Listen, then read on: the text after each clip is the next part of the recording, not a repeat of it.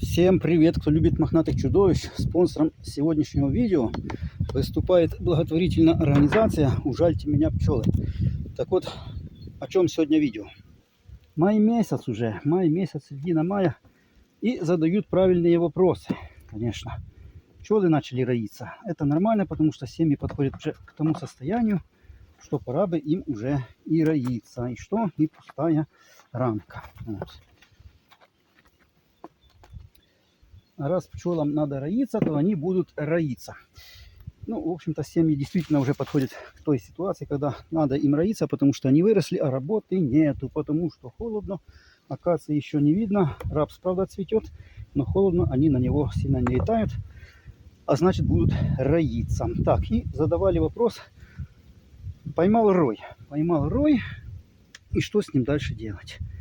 Вот, потому что кто знает, что с ним делать.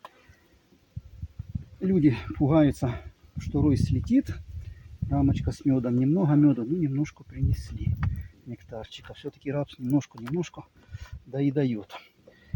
Значит, рой поймал, что с ним делать? Потому что в интернете читал, что рой может после того, как его в улей подселить, сбежать. Так вот, видео сегодня про это, чтобы не сбежал. Что делать с роем? Опять же, мед, напрыск. Чего-то очень мало, но принесли. И тут надо сразу разобраться, что такое рой. Рой, это, понимаете, такая штука хитрая.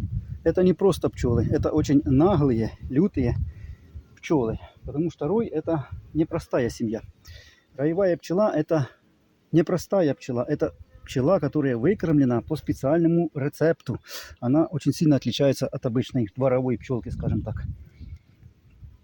Потому что обычная дворовая пчелка, она родилась и начала работать. А роевая пчела, я когда-то видео рассказывал, как она рождается. Она, во-первых, выкормлена по особому рецепту. У нее большое жировое тело.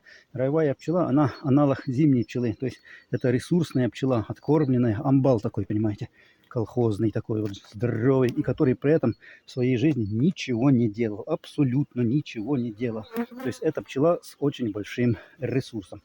И вот она выходит в рой, потому что семья поделилась. Этих амбалов тунеядцев содержать семья не хочет, потому что их попробуй прокорми. И вот эти амбалы собираются, забирают матку, вот, устраивают революцию в улье и встают на лыжи. И полетели. И вы вот этих амбалов поймали. Почему в рое пчелы будут амбалами? Потому что рой вылетает из улья, он с собой берет меду на 3 дня, и что? И все. И больше ничего. И есть у них еще запас воска, потому что в рое вся пчела молоденькая будет. То есть там старой пенсионерки не будет. И, соответственно, вся молоденькая пчела, она способна выделять воск. Вот маточка бегает молоденькая. Рамка с расплодом пошла. Вот. То есть когда рой уходит из улья, у него есть только меду на 3 дня, который они набрали в клюв в себе. Сколько могли, столько и набрали максимально. И есть какой-то запас воска. Вот на зеркальцах. Все, больше нифига у них нет. И вот эта вся орава улетела в белый свет. И им там надо как-то выжить. Если ты пчелка обычная худенькая кляча дворовая, то ты, соответственно, там не выживешь. Потому что роевой пчеле на новом месте приходится очень много работать. Очень сильно и очень трудоемко. Потому что прилетели, там голо, ничего нету. Какое-то дупло нашли, заселились. Сотов нету, ничего нету. Надо бегом построить соты. Воск есть. С этого воска построили соты. Мед на первых 3 дня есть. Этот мед слили в эти соты. И опять же, бегом надо искать пергу, пыльцу, новый мед, потому что того ж только на 3 дня. Иначе, если меду не принесете, сдохнете через 3 дня вот с голоду. И вот эта вся роевая пчела, вот эта вся работа начинает у них кипеть на новом месте. То есть рой это очень и очень сложная штука. Но во всем этом надо запомнить, что рой это не простая пчела роевая. Это пчела с очень большим ресурсом, которая может, вот вся рамочка я поставил в сушку, вся полностью зафигачена яйцами. То есть матка лупашит полным ходом. Тут уже и попечатали. Все полностью в яйцах. Это я недострой им ставил лощинку, они достроили, и все в яйцах. Любит матка лощинку. Вот. Недострой весной это просто кладезь, это золотое дно, это золотой запас. Так вот, поймали вы рой, и вы понимаете, с кем вы имеете дело. Что надо сделать после того, как вы поймали. Я вам на своем опыте опять рассказываю. Я когда-то, у меня рой такой вышел, ну, жменька пчел, там манюсенький такой, и сел на ветку. Вот недалеко от пасеки, там метров 20. Я его снял, в маску пчеловодческую, ящик я не ходил даже за ящиком, просто в маску его струсил, вот так вот повесил, в тенечек он там висел. И потом я подготовил им маленький улей и просто не ждал ничего, просто взял их и высыпал этот улей. Вот. Прошло 20 минут, они из улья этого сбежали и опять сели на ту же ветку, где я их снимал. Ну, там роек был такой со жменьку, я не хотел с ним возиться. Вот. Но, тем не менее, это меня научило, что так делать нельзя. Потому что, когда вы пчелок просто наобум заселите в улей, то не факт, что так будет, но есть большая вероятность, что они все-таки у вас из этого улья сбегут опять куда-то в белый свет, потому что не понравится им в вашем улье новом. Потому что, вопреки тому, что написано в книжке, я лично считаю, что роевая семья, которая собирается отпустить рой, она резервирует себе дупло, а может быть несколько мест для проживания еще до того, как вышел рой. Потому что я за этим делом наблюдал неоднократно. Я их называю буцбригады. То есть несколько десятков пчел оккупируют, допустим, пустой улей и никого в серединку в литок не пускает. Притом в том улье ничего нет, он просто пустой. Там ни рамок, ни меду. Но все равно есть жменька пчел, которая в улье всегда находится и охраняет вход в этот улей. Я считаю, что это буцбригада из той семьи, которая собирается роиться. И вот они заранее нашли этот пустой улей, ну то есть дупло, допустим. И они охраняют вход и ждут, когда рой выйдет из семьи и прилетит в это дупло. То есть рой не так просто выходит, потому что в книжках написано, что рой выходит, прививается, сидит там 20 минут, от 20 минут до несколько часов, вот, и ищет себе жилище за это время. Ну, честно говоря, за 20 минут можно нифига не найти, а можно вообще нифига не найти. Поэтому я думаю, что все-таки они жилье ищут заранее. И потом, уже когда нашли жилье, только потом начинают роиться. Так вот, почему они слетают, когда вы их улей высыпали, они слетели. Вот, потому что, как я сказал, я считаю, что они жилье нашли заранее. Вы их высыпали в свой улей, заселили, а у них свое есть жилье, которое они уже себе подобрали. И им ваш улей прекрасный, подготовленный, не сильно интересно. Вот, поэтому они вполне могут из вашего улья слинять и улететь все-таки на то место, которое им держит ихняя буцбригада. Вот получается, что и вроде как рой поймали, заселили в улей, позаботились о них, вот. А они взяли и убежали ни с того ни с сего. Вроде чего вам не хватало? Все же есть. Не, нифига, взяли и убежали. Вот что делать, чтобы не сбежали?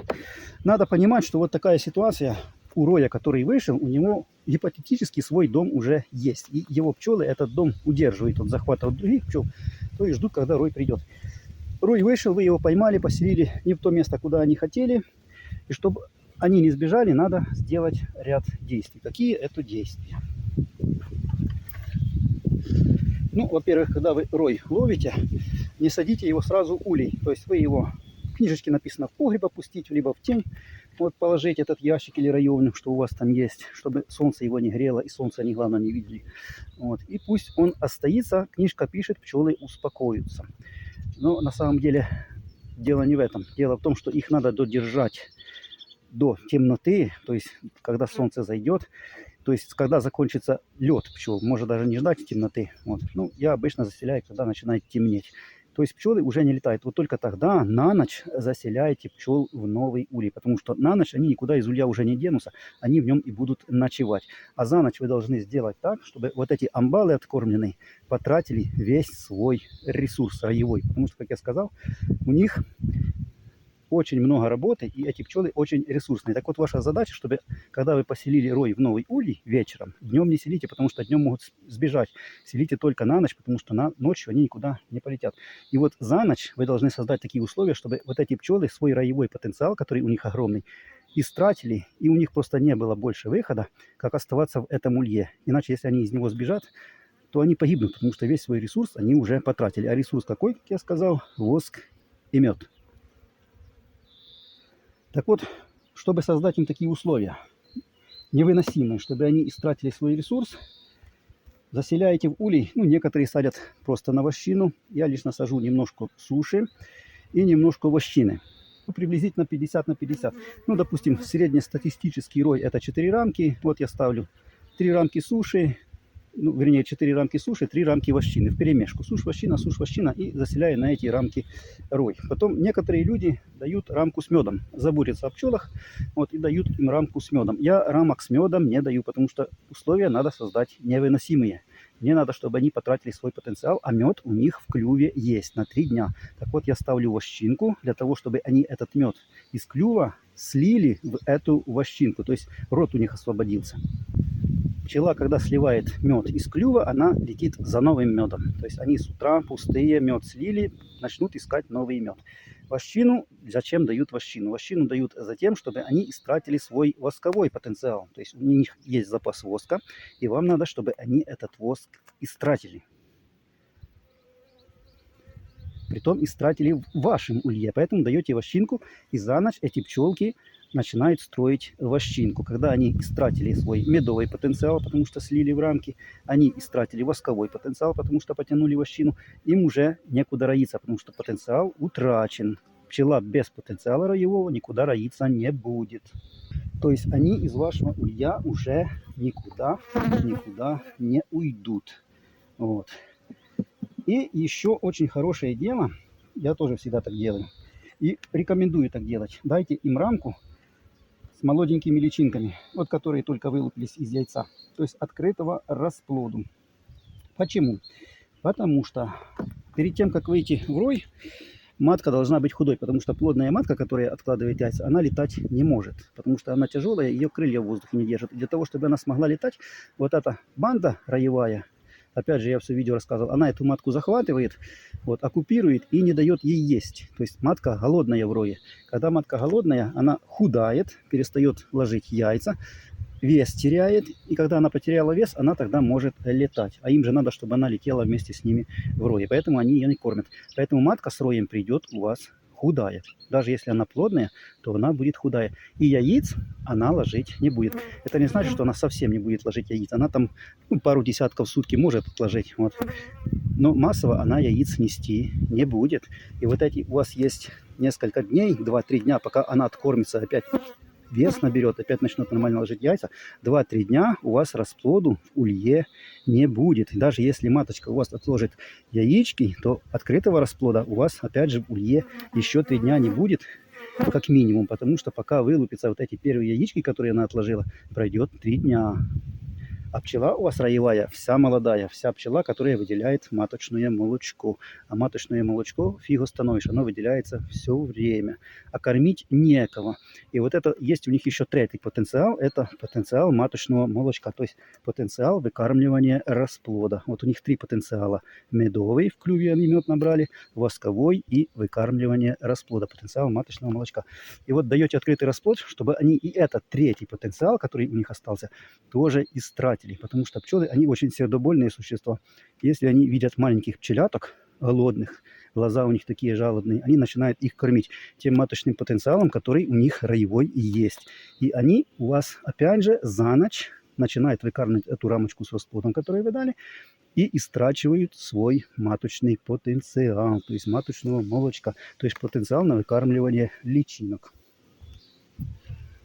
И таким образом к утру, я не скажу, что они на 100% тратят весь потенциал, но тем не менее к утру у них меда в клюве уже нет, они его слили в сушь, поэтому дается сушь, а не вощина. Потому что если достигнете вощину, то пока они отстроят, пока они, понимаешь, там этот мед сольют в эти отстроенные ячейки, время идет.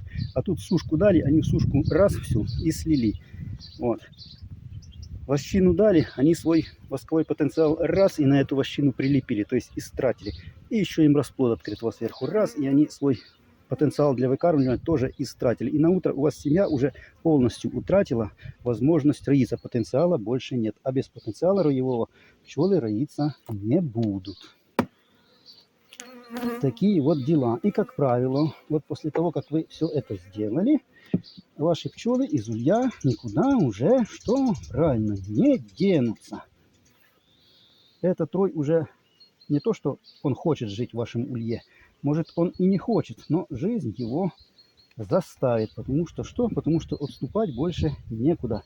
Потому что вы забрали у них все плюшки, которые у них были роевые. Все. Поставили их в такие невыносимые условия, что они будут вынуждены работать и жить в вашем улье, потому что деваться им больше некуда. Все. Поэтому к рою сильно добрым быть не надо. Рой надо заставить работать в первые часы, как только вы его заселили в улей. Притом заставить надо работать сильно тяжко, невыносимо, так, чтобы у них пропало всякое желание куда-то роиться. И вот если вы этого добьетесь, то тогда, соответственно, никаких проблем у вас не будет. И опять же повторюсь, не сажайте пчел в улей днем, потому что посадите днем, потенциал у них есть, могут свалить в свою ту конуру, где им охраняет будбригада. Всегда сажайте пчелок в улей на вечер, чтобы они переночевали и за ночь все вот это дело случилось. Тогда у вас рой никуда не уйдет. Вот. А жалеть их сильно в этом случае не надо, потому что жалость в этом случае лишняя.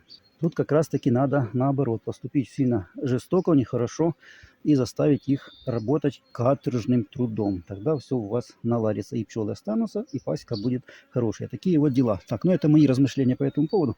Обязательно пишем в комментариях, кто чего думает. Может, кто-то думает по-другому. И не забываем передавать привет моим мохнатеньким чудовищам. Так, уже можно делать отводки. Семьи, как видите, повырастали уже. Вот это 10-рамочный улей, он, конечно, маленький. Надо пчелок расширять вторым корпусом. Вот. И приступать к отводкам понемножку.